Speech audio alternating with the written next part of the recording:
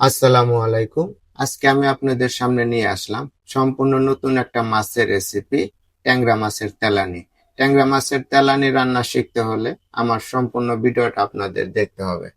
তাহলে চলেন আমি আপনাদেরকে দেখাই ট্যাংরা মাছের তেলানি আপনি কিভাবে রান্না করবেন বাসায়। এটা খেতে অনেক মজাদার। দেখেন আমি এখানে ৫-৬টা ট্যাংরা মাছ নিয়েছি, মিডিয়াম সাইজের। মাঝখানে একটু দাগ দিয়ে দিয়েছি ট্যাংরা মাছগুলো। এবার আমি ট্যাংরা মাছগুলো ম্যারিনেট করার জন্য একটা বল নিয়ে নিব। আমি ট্যাংরা মাছগুলো বলের মধ্যে ঢেলে নিলাম।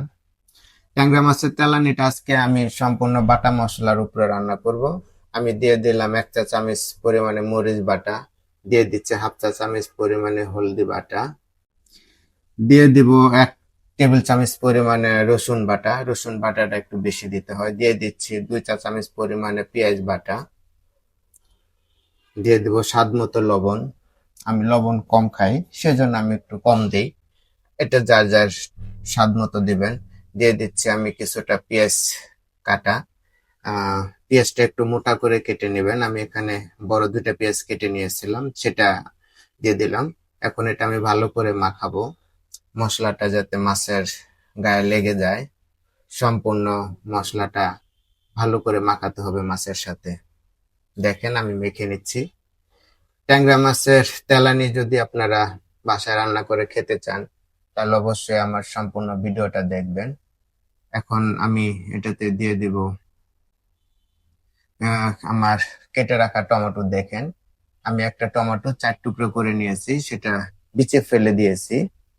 আহ, এখন আমি দিয়ে দিব কিছুটা পানি। আমি পরে আর পানি ব্যবহার করব না বা ঝোল দিব না, একবারে পানিটা দিয়ে দিলাম আমি এর মধ্যে। চলেন আমরা একটা কড়াই গরম করে নিই। আমার কড়াইটা আগে থেকে গরম করা ছিল। আমি দিয়ে দিলাম তেল। এখানে অবশ্যই তেলটা বেশি দিতে হবে। আমি গরম তেলে মাছটা ছেড়ে দিলাম, আমার সম্পূর্ণ মাছটা। যেহেতু গরম তেলে পানি পড়লে ছিটে, আমি একটু ঢেকে নিলাম, কভার করে এটা কড়াইটা নাড়াচাড়া করলাম। এটা একটু বয়ল হওয়া পর্যন্ত আমরা অপেক্ষা করব। দেখেন আমার মাছটা বয়ল হয়ে আসছে।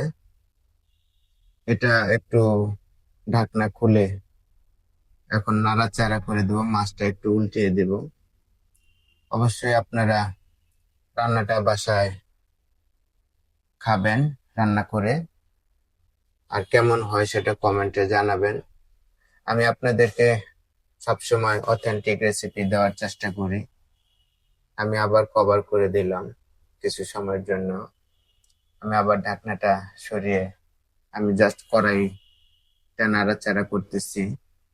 চামিচ দিয়ে নাড়াচাড়া করলে আমার মাছটা ভেঙে যাবে, সেজন্য আমি কড়াইটা নাড়িয়ে এটা মাছটা নাড়াচাড়া করলাম। এখন আমি দিয়ে দিচ্ছি কাঁচা মরিচ, ধনিয়া পাতা। আমার মাছটা প্রায় হয়ে গেছে, সেই জন্য কাঁচা মরিচ ধনিয়া পাতা দিয়ে দিলাম, বেশি করে ধনিয়া পাতা। আর 2টা কাঁচা মরিচ 2 টুকরা করে দিচ্ছি, একটু কভার করে রাখবো 2 মিনিট। আর অবশ্যই আপনার চুলার আঁচটা এখন কমিয়ে দিতে হবে। আমার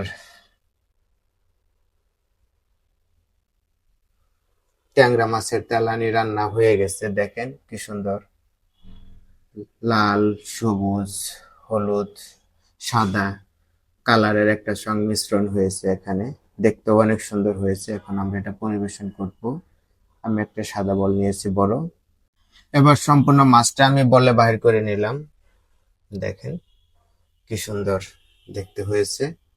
আমার রান্না যদি আপনাদের ভালো লাগে, তাহলে অবশ্যই একটা লাইক, একটা কমেন্ট, একটা শেয়ার, একটা ফলো দিবেন।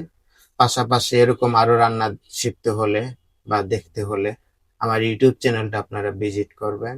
দেখেন হয়ে গেছে আমার ট্যাংরা মাছের তেলানি। আপনারা বাসায় রান্না করে খাবেন এবং কমেন্টে জানাবেন। ধন্যবাদ।